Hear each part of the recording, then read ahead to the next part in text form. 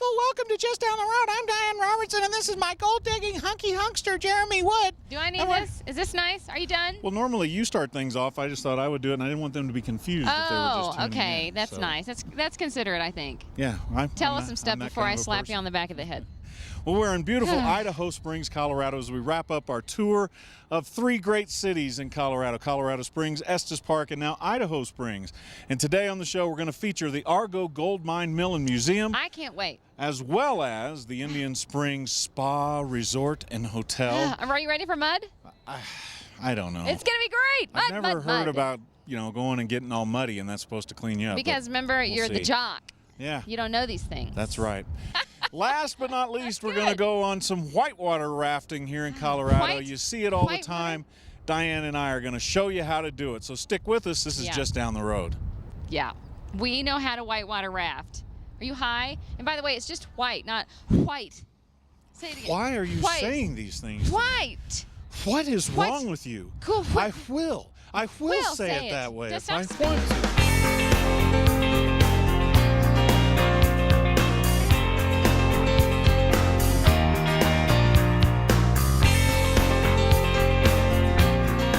Idaho Springs, Colorado is about 30 miles outside of Denver. You just follow I-70 east and you'll run right into it. And it's a cool little town. Lots of fun things to do: shopping, biking, hiking, all the Colorado stuff. Fabulous. We had a great time. We went to the Argo Mine and Mill and the Indian Hot Springs. What an adventure in both places. Founded in 1893, the Argo Mine originally was just this tunnel in a mine where they had some water drainage, ventilation, but the biggest purpose was for the transportation of gold. And always seeking fame and riches beyond what I already have, I thought I might explore it and see if I couldn't find a little bit more for myself. Can I bring us in this time without you mocking me? I don't care. Go right ahead, Diane. Hello. Listen, we've just seen a video, and we've looked at a bunch of rocks and learned some things, and now we're going to have a demonstration on what exactly they do in these mines, right? Yeah, and then after that, we get to hunt for some gold ourselves. Gold, baby! So maybe, just maybe, this is our last show ever. If I go up there and I find a nugget, you're never going to see me again. Some of you are probably saying, hey, that's not such a bad thing, but you'll miss me. That's tacky. You'll miss me. That's tacky. All right, let's do this. We watched a quick informational video, and then we started our tour, and they give you a tour guide. Our tour guide was Bob. Bob, the tour guide, and Bob knew his stuff. Bob was extremely informative. 17 years of drilling the Argo Tunnel. They would progress into early pneumatic rock drills. However, early pneumatic rock drills weren't really liked by the miners too well, because when they operated them, they would create such a dust, the miners breathing that dust would usually die within a matter of 6 months to 5 years from a lung disease known as silicosis. For that reason, those early pneumatic rock drills would get the nickname as a widowmaker. Let me give a little run for you, give you an idea of what they sounded like. But keep in mind, if you were inside of a mine, this would be a whole lot louder than it is out here in the open. It's probably loud out here too. Okay, all right.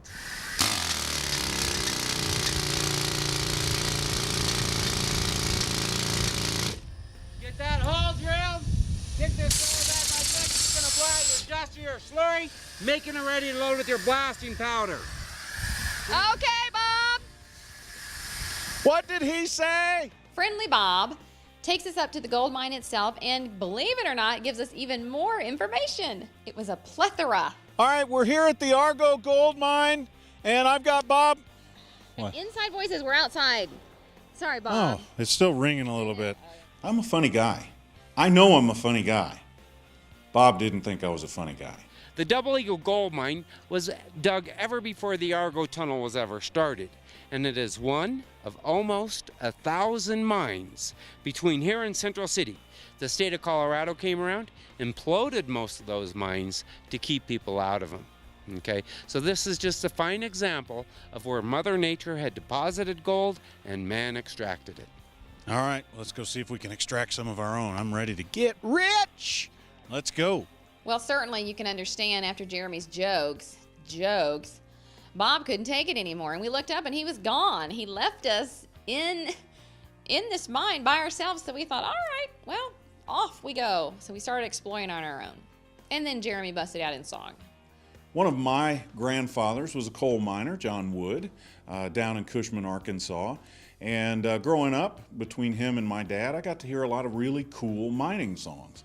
And when I was in the tunnel, after I was completely perplexed by the security system around the gold, I felt the need, really the desire, to break into some mining songs, as I imagine many of the old miners did hundreds of years ago.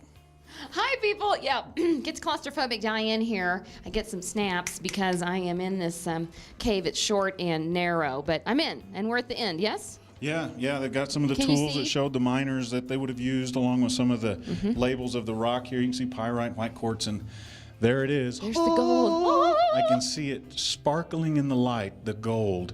But because of this confounded high-tech security system, Confounded. I can't get to it. Do you have a little pick with you? And you can kind of flake some off. Put it in your bring pocket. mine. It's a great mine. Mine.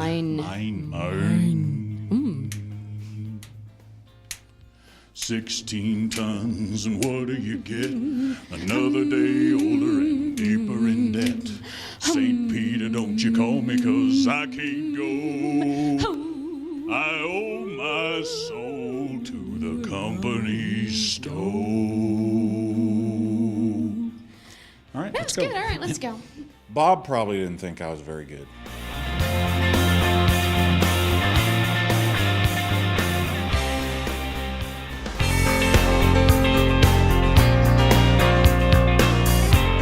After you finish up with the mine, you head over to the mill, and it's a very large structure, all wood, very impressive, with every accoutrement of technology back then that would mill all this gold, of course. And it's just incredible to think that millions of dollars worth of gold came through that very building, and we were standing right there with it. As you make your way through this gigantic mill, you get this little hand-guided deal here, and you get to stop at all the stations and read a little bit about everything that went on here. You start trying to imagine, I wonder how many people worked here.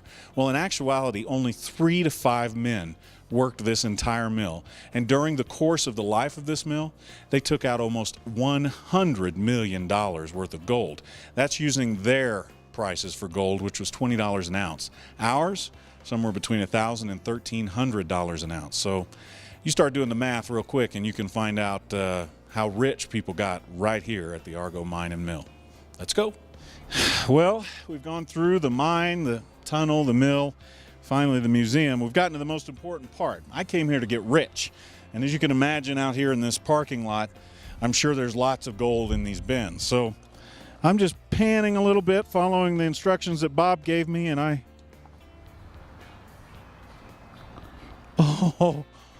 Oh yeah. Look at that. There it is. I'm rich. Oh, and that's real. That's how you test gold, by the way. I am rich. We can finally pay off Diane. I can do the show all by myself. It's over. I'm on my way. I am Hey, on Jeremy, my... what are you doing? Nothing. How'd your gold panning go? What? Well, it went pretty darn well. Look what I found. Yeah. So, show's over. I can do it solo. Excuse me. It's the Diane Robertson Show. Me and my gold.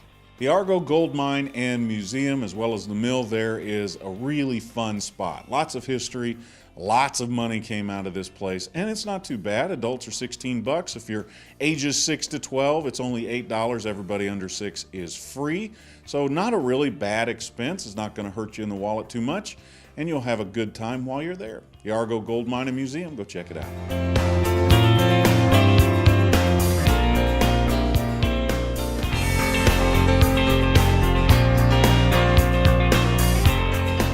In Idaho Springs, the word Springs is in the town name. One of the most famous spots you're going to go is the Indian Hot Springs Spa and Lodge. It's got mineral waters and mud baths and healing waters, pools you can float around in. It's very fun. The first place we were off to was the mineral pool. It sounded refreshing, it was large and fabulous, but of course this meant that you-know-who, and not me, had to be in swimming trunks. Oh. I'm in the official mineral pool, and it's absolutely fabulous. I think it's about 90 degrees, and you can kind of see a film over the top, and it's the minerals. The minerals are so good for your skin. So I'm going to take a little spin around the joint and see what it does for my skin. And I think Jeremy's out there somewhere, and I think he's gone topless, so Just warning, FYI. Warning. All right, going swimming. So Diane and I swam around, and the years just melted away. So Jeremy, how was your little spin around the place? Yeah, not bad at all. The water is, like you said, probably about 90 degrees. And then in here, even though you're in Colorado where the weather is usually very dry and not very humid at all, you kind of walk in and it has this tropical feel to it. And if you look down here, there's water that's continually being piped into the pool. Every time the temperature drops a degree or two in here, that thing starts spitting in more water. Man. And it's coming in the pool at a temperature of about 115 degrees. I gotta say, I came in with some poison ivy and it's all healed up. Oh my gosh. It's cool. The geothermal tunnels. Now this was very intriguing to me. They told me these are kind of like tunnels that essentially go right into the side of the mountain, and water and heat and everything is pouring in basically right from the earth. So you go in there and you get to relax in this sauna-like environment created by Mother Nature. One of the things about the geothermal tunnels, though, is that it is clothing optional. So it was a little bit fleshy for my taste. I moved on to the hot tubs. Hey everybody, I've made it to the geothermal tunnel and it's clothing optional, as you can see. Jeremy's too chicken. However, I'm gonna go jump in. The ladies has 4 baths and the men's has 3, and they're hot. It's a wet steam, so it ought to be very refreshing, like Jeremy said. After you hike and go and do in Colorado, this is what you wanna do. Plus, in the wintertime when it's 5,000 below zero and you need to be warm to the bone, this is where to come. All right, see you later. Last up at the Indian Hot Springs Spa and Lodge was the mud baths. Now this is probably the most popular area of the resort, and Diane is telling me the whole time, you've got to do this. Cover yourself in mud. It makes your skin better. Maybe it does for people like Diane, but putting mud all over me just didn't quite make sense, especially if I'm trying to look good. Anyway, Diane went ahead and did it. She covers herself in mud. I took a different approach. When I heard that this place had the mud baths, I was in, baby, in like Flynn. And I got in, started mudding up, and guess who couldn't take it? Oh, it's dirty, it's muddy. You're gonna make me do what? Oh, it was just a mess. So how does it feel? It's good, you know, it's, You don't feel dirty? No, they're minerals, just like the water, it's just in mud. Makes my skin feel soft, and it's dry now. Once it dries, and you shower off, and... Feels funny to me. It does? Well, did you put it on right? Yeah, I think so.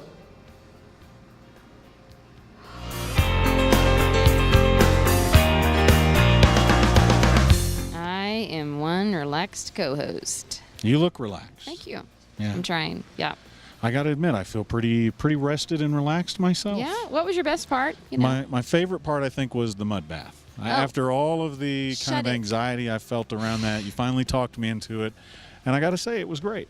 I feel my skin feels so much better. Just stop. Go on. Well, doing all this spa and stuff makes me hungry. Me too, actually. So we're going to head off to one of the great downtown restaurants here in Idaho Springs called the Buffalo Restaurant and Bar, where they serve up actual buffalo burgers and real Polish buffalo, hot I dogs think. and They go out sausages. back and shoot it. Yeah, I hope You not. know?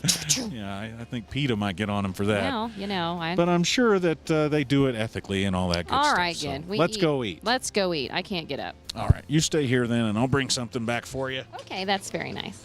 When you're in the Idaho Springs area, the Indian Hot Springs Spa and Lodge has all kinds of accommodations. They've got a campground, they have a little hotel, they of course have the lodge, they even have cabins. And all of these price anywhere from about $25 to $120. So they really can almost fit any budget. All of the spa stuff, depending on what you want to do, $10 to $30. So if you're looking to kind of pamper yourself and have some fun at the same time, the Indian Hot Springs Spa and Lodge is a very affordable and unique way to do it.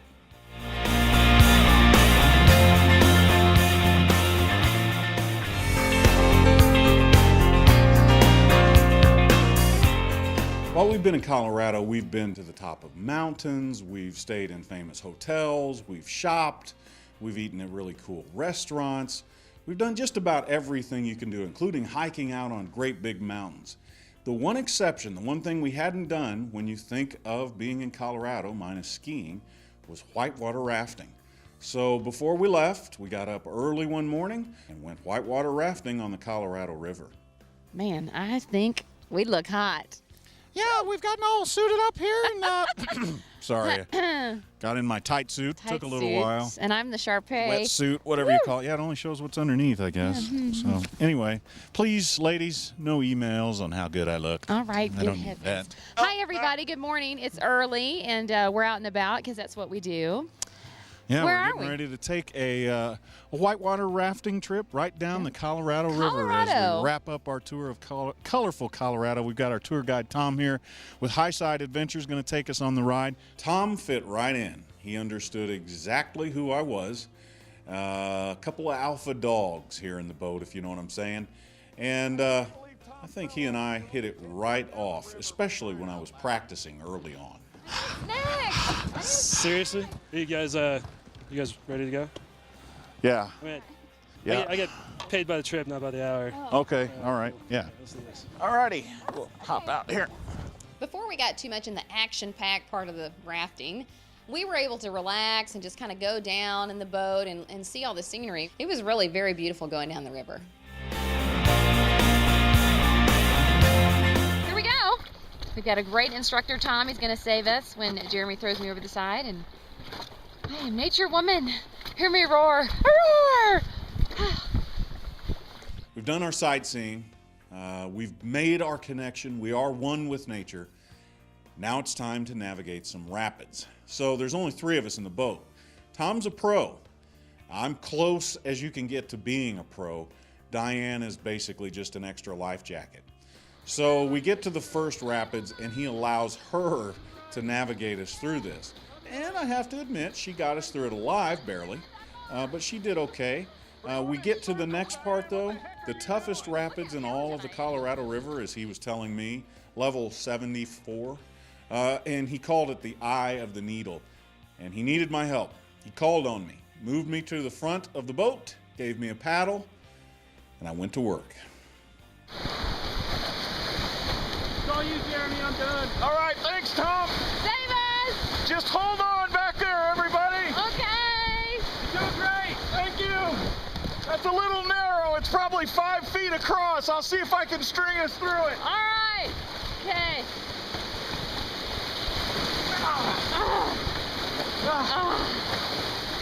Hold on, Diane.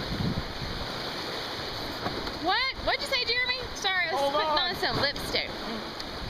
Crazy. Oh, all right, okay. That was good, Jeremy. Thanks, Tom. You guys okay? Yeah. Oh, All yeah. right. We've made it. Tom was impressed, as was, I think, Mother Nature. Anyway, I did so well that we hit a couple more rapids, and Tom let me navigate those as well.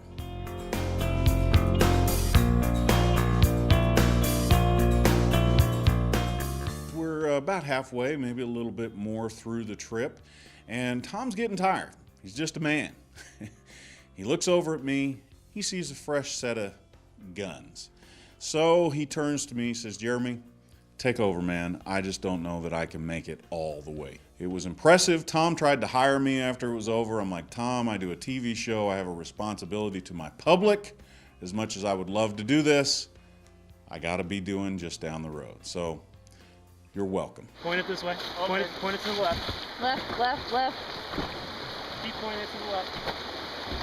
All right, now pull away. Pull away. Pull away. There you go. Wow, that was awesome.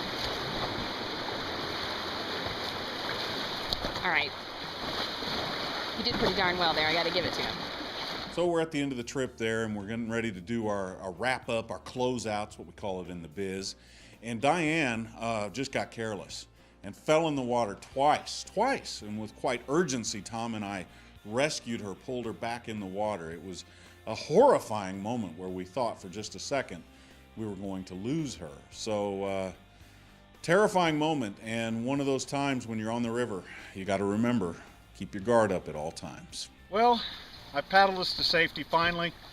Got us back to where we're going to be loading up and going off right over yonder, Tom. And we're going to... No, what happened? No. Oh, shoot. Jeremy! Let me help you out, Diane. I'll just... How do we get her back in? Well, just a minute. I'm kind of out of breath, Tom. I've been paddling a long time. Oh, Fantastic. man. It is true. They get heavier when they get wet. Get up. God bless. Oh no, crying out loud. Look what happened. Dadgummit. I hate it when things go wrong like that. To this day, he says it was an accident.